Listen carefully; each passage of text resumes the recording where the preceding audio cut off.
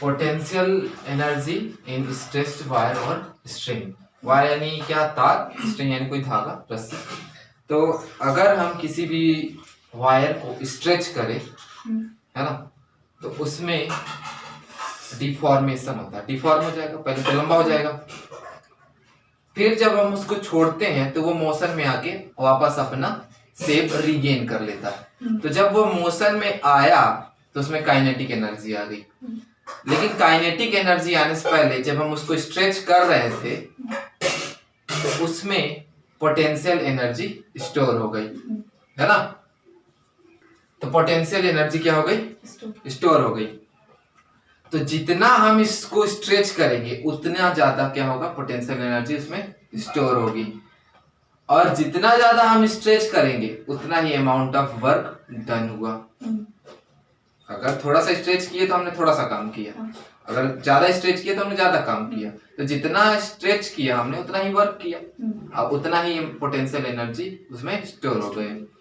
तो जो हमारा डेरिवेशन है वो वर्क के लिए भी है और पोटेंशियल एनर्जी के लिए भी है। तो हम वर्क की इक्वल टू कुछ लेके आएंगे डेरिवेशन में और वही मान लेंगे पोटेंशियल एनर्जी है, यानी W जो आएगा वही U होगा, ठीक है। तो डेरिवेशन में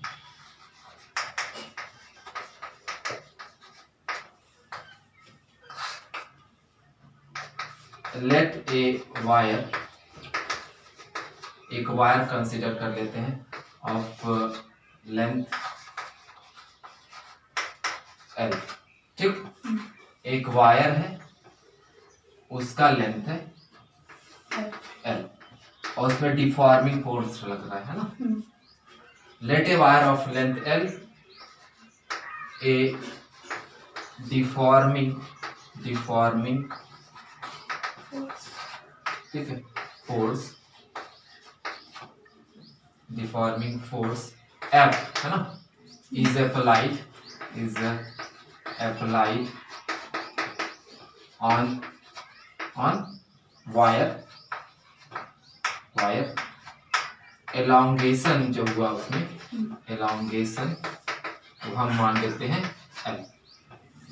अभी वायर इतना है ना, हम उसमें डिफॉर्मिंग फोर्स लगाए तो स्ट्रेच हो जाएगा, थोड़ा क्या हो जाएगा, लंबा हो जाएगा, ठीक है।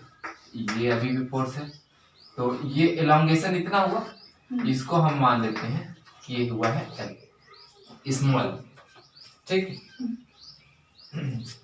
इफ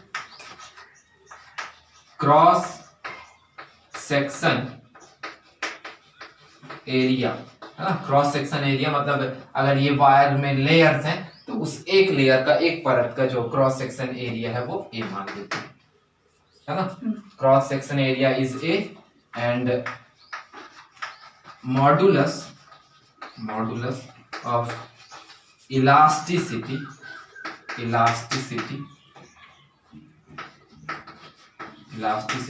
इज क्या होगा, modulus of elasticity, bulk modulus होगा कि यंग्स मॉडुलस होगा, मॉडुलस ऑफ इलास्टिसिटी, हाँ,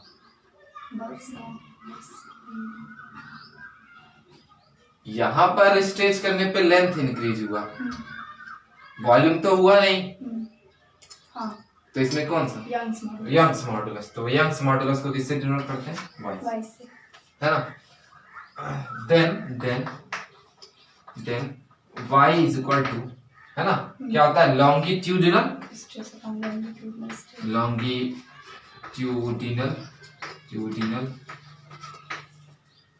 क्या stress, longitudinal stress upon longitudinal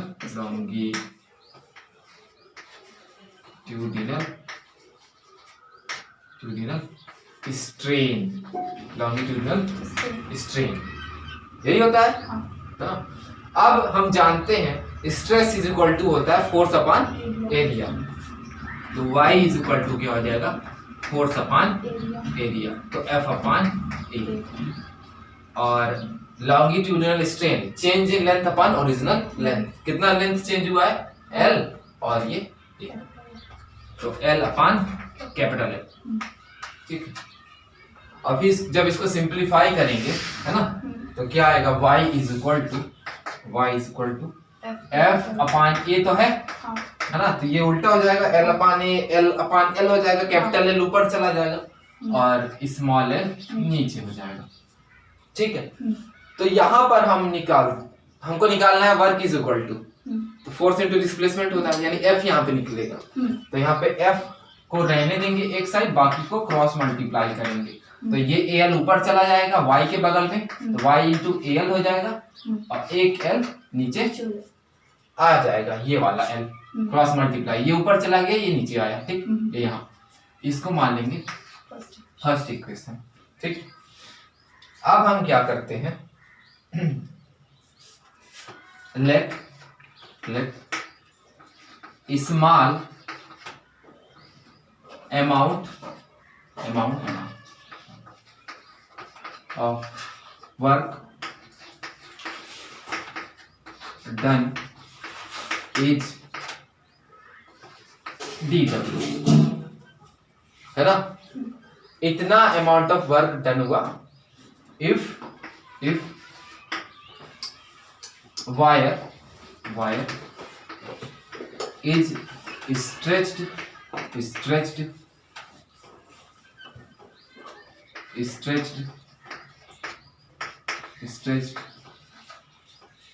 dl, है ना, छोटा सा लेंथ इंक्रीज हो जाएगा, थोड़ा सा अगर स्ट्रेच करें वायर को, इस लाइन का मतलब बता रहा हूं, अगर हम थोड़ा सा स्ट्रेच करें dl, है ना, तो उसमें तो थोड़ा सा वर्क हुआ, तो हम उसके माने हैं क्या, dw, क्या माने dw, है ना, और छोटा सा उसमें क्या हुआ, एलोंगेशन हुआ dl, तो जितना एलोंगेशन हुआ उतना ही डिस्प्लेसमेंट हुआ उस वायर के पोजीशन में, है ना। तो हम जानते हैं work is equal to force into displacement होता है, तो dw is equal to force into displacement. यहाँ पे एलोंगेशन हुआ है, वही डिस्प्लेसमेंट के रूप में क्या है, एलोंगेशन है ना, तो एलोंगेशन कितना हुआ, dl हुआ, थोड़ा सा स्ट्रेच किया तो थोड़ा सा एलोंगेशन हुआ। अब दोनों साइड का इंटीग्रेशन करेंगे। ठीक है, क्या करेंगे, इंटीग्रेशन,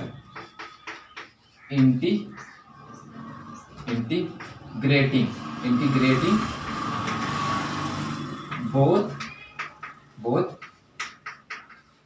साइड्स, दोनों साइड को क्या करेंगे, इंटीग्रेट करेंगे, तो इंटीग्रेशन का साइन ये, और ये हो गया dw और इंटीग्रेटिंग f इंटू dl, है ना।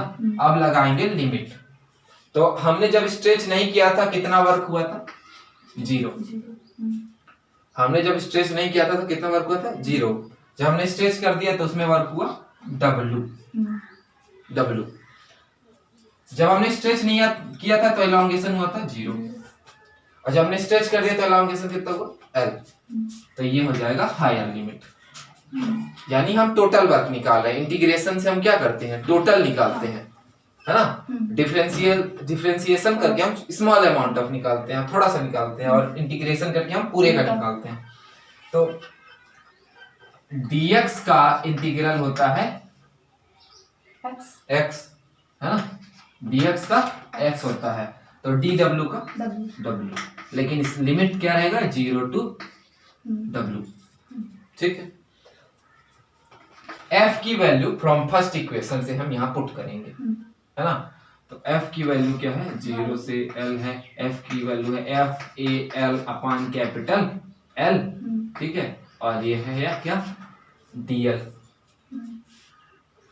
है ना, फ्रॉम फर्स्ट इक्वेशन,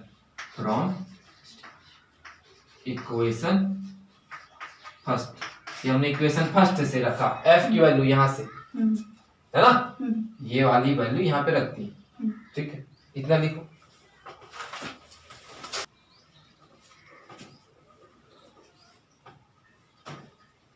देखो अब ये जो है यंग्स मॉडुलस है, और ये क्रॉस सेक्शन एरिया है, और ये लेंथ है इस वायर का, है ना, तो ये तीनों वैल्यू क्या है, कांस्टेंट है, ये चेंज नहीं होगी, क्रॉस सेक्शन एरिया नहीं चेंज होगा, यंग्स मॉडुलस चेंज नहीं होगा, और ना वायर लेंथ का चेंज होगा, शुरुआत में जो लेंथ का वायर, तो ये सब कांस्टेंट वैल्यू है, तो वो उसका इंटीग्रल तो निकलेगा नहीं, तो इंटीग्रेशन के क्या हो जाएगा, आउट ऑफ इंटीग्रेशन हो जाएगा, वो बाहर कर देंगे। तो अभी पहले तो यहाँ पे लिमिट हटाएंगे, upper limit minus lower limit, ठीक है। तो अपर लिमिट है W और लोअर लिमिट है 0, और ये है कांस्टेंट, तो y कांस्टेंट है, a कांस्टेंट है और कैपिटल L कांस्टेंट है, और यहाँ बच गया L into DL, 0 to L, lower से हायर लिमिट। अब हम एक फार्मूला जानते हैं इंटीग्रेशन का, इंटीग्रल ऑफ x dx का क्या होता है फार्मूला, हाँ, x raise to the power n plus 1 upon n plus 1, raise to the power n plus 1 है ना, तो यहाँ की पावर क्या है 1 है ना, तो 1 प्लस 1 2, यहाँ l की पावर क्या है 1 है, तो 1 प्लस 1 यानी 2 यानी l स्क्वायर, और नीचे भी 1 प्लस 1 यानी 2, तो l स्क्वायर अपॉन 2, इसका इंटीग्रल पूरे का। तो अब 0 में से w में से 0 घटाएंगे तो w भी आएगा, ठीक है, ये तो बाहर है इंटीग्रल के, है ना, और इसका इंटीग्रल क्या होगा, l की पावर 1 प्लस 1 यानी l की पावर 2, और नीचे भी 1 प्लस 1 यानी 2, ठीक, लिमिट क्या है 0 to L। अब 2 भी क्या है, कांस्टेंट है, कोई नंबर तो चेंज होगा नहीं, तो वो भी बाहर आ जाएगा, है ना, स्क्वायर ब्रैकेट के through, W is equal to y a 2l, है ना, l बाहर आ गया, बचा क्या l स्क्वायर, तो लिमिट हटाएंगे तो l की यहाँ पे ये वाला वैल्यू रखेंगे, ये वाली अपर लिमिट, तो l तो l ही है, माइनस, अब l की जगह 0 रखेंगे तो 0 का स्क्वायर, 0 का स्क्वायर 0 ही होता है, लिखने की जरूरत नहीं है ना। अब इसका मल्टीप्लाई इससे होगा, 0 तो हट जाएगा ना, 0 तो हट जाएगा, तो W इज इक्वल टू, है ना, और W इज इक्वल टू, है ना, ये हो जाएगा 2AL स्क्वायर और अपान में 2L, तो हाफ इधर कर दिया हमने और L इधर, है ना, 2 इधर कर दिया और 1 यहां से कॉमन ले लिया, तो 1 तो सब में कॉमन होता है, ठीक है। अब हम दोनों साइड AL से डिवाइड करेंगे, क्यों डिवाइड करेंगे आगे पता चलेगा, है ना, AL से क्या करेंगे, डिवाइड करेंगे, तो जब एक साइड करेंगे तो दोनों साइड करना पड़ेगा, तो AL ये वाला कैपिटल L से is equal to half y AL square, एक एल यहाँ पहले से है और दूसरा AL ये आया, है ना, तो यहां से ये वाला a और ये वाला a क्या हो जाएगा, कैंसिल हो जाएगा, ठीक। अब जो बचा है लिखेंगे, तो W upon AL is equal to half y L square, है ना, L स्क्वायर, इसका भी हो जाएगा स्क्वायर, L स्क्वायर, ठीक है। यहाँ पे कहाँ तक लिखियो, पैर तो गंदा होगा इसलिए दूर जाता हमेशा शूज पहनो, शूज प्रेफर करता हूं मैं। अब देखो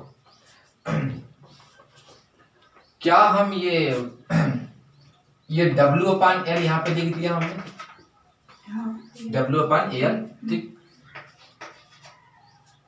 और ये हाफ और ये y, ठीक, y into y into L upon L का होल स्क्वायर, ठीक, ये दोनों का स्क्वायर है तो L अपॉन L का होल स्क्वायर हम लिख सकते हैं वहां पे, ठीक है। और हम जानते हैं, है ना, where AL is the volume of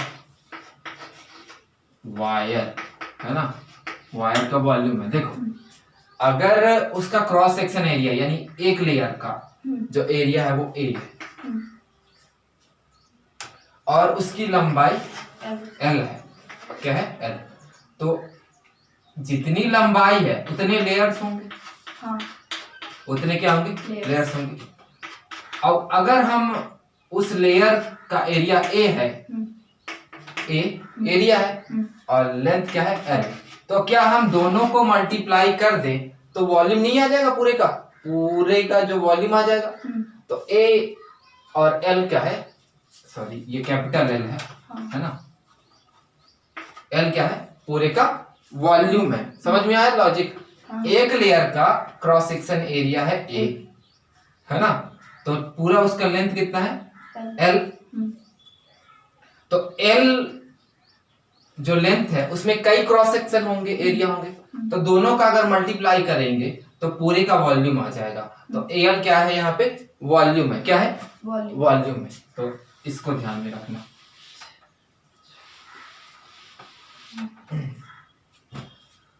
Al क्या है वॉल्यूम है। And work done in per unit volume is potential energy is elastic potential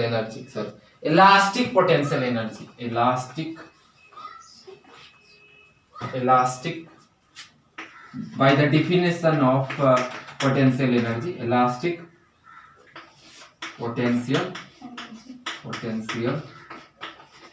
energy, ठीक है, क्या एनर्जी U है ना।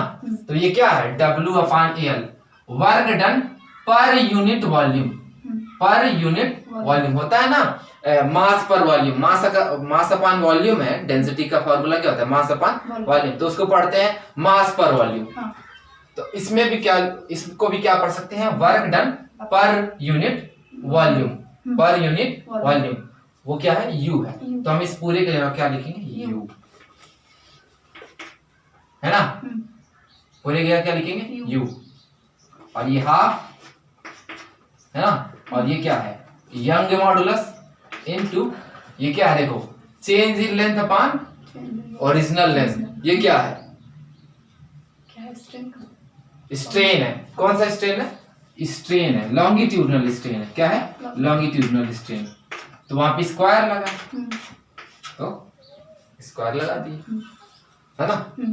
यहाँ पे लिख देंगे L/L is equal to longitudinal strain, ठीक है। अब यहाँ पे U is equal to half, है ना, यंग मॉडुलस Y क्या होता है longitudinal stress upon longitudinal strain. तो यहाँ पर हमने स्ट्रेन ही लिखा है, तो वहां पर भी स्ट्रेन, भले ही लॉन्गिट्यूडनल स्ट्रेन ही है, ये क्या है लॉन्गिट्यूडनल स्ट्रेन ही है ना L/L, तो हमने स्ट्रेन लिखा है, तो यहाँ पर भी उसी फॉर्म में लिखेंगे स्ट्रेस अपॉन स्ट्रेन। और यहाँ पे स्ट्रेन का होल स्क्वायर। एक स्ट्रेन से एक स्ट्रेन कैंसिल हो जाएगा, है ना, एक स्ट्रेन से एक स्ट्रेन कैंसिल हो जाएगा, तो स्क्वायर हट जाएगा यहाँ पे। तो U is equal to half stress ये कट गया एक तो स्ट्रेस इनटू स्ट्रेन, एक स्ट्रेन, है ना। तो ये है required expression for potential energy अगर वायर को स्ट्रेच किया जाए। तो हमको पहले क्या करना है, पहले निकालना है y is equal to longitudinal stress upon longitudinal strain. फिर वहां से स्ट्रेस और स्ट्रेन की वैल्यू रख करके F निकालेंगे, वहां से क्या निकालेंगे F। फिर थोड़ा सा स्ट्रेच और थोड़ा सा वर्क डन करके हम W is equal to force into displacement करेंगे। फिर इंटीग्रल करेंगे, F की वैल्यू रखेंगे, है ना, कांस्टेंट होगा उसकी वैल्यू, वो इंटीग्रल के बाहर आ जाएगा, है ना। और सब सिंप्लीफाई करने के बाद लास्ट में AL से डिवाइड कर देंगे दोनों साइड, जैसे यहाँ पे किए। AL से डिवाइड करने के बाद work done per unit volume क्या होता है पोटेंशियल एनर्जी। तो उसके जगह रख देंगे यू। यू। और एल अपान एल क्या होता है, स्ट्रेन होता है, तो उसके जगह रख देंगे स्ट्रेन। और ये y क्या है, यंग मॉडुलस है। यंग मॉडुलस का फॉर्मूला होता है stress upon strain, longitudinal stress upon longitudinal strain. तो यहाँ पर रख करके एक स्ट्रेन से एक स्ट्रेन कैंसिल कर देंगे और लास्ट में जो बचेगा u equal to half stress into strain, यही होगा potential energy of stressed wire, है ना। और क्वेश्चन में ऐसे अभी आ सकता है, prove that if a wire stressed then potential energy u is equal to half stress into strain. इस तरह प्रूव करने के लिए भी आ सकता है, या फिर प्रूफ ऐसे बोलेगा कि derive an expression for potential energy if a wire is stressed. तो दोनों ही क्वेश्चन में सेम चीज करना है, ठीक है, नोट कर लो। धीरे धीरे दबे पांव से आ रहा है।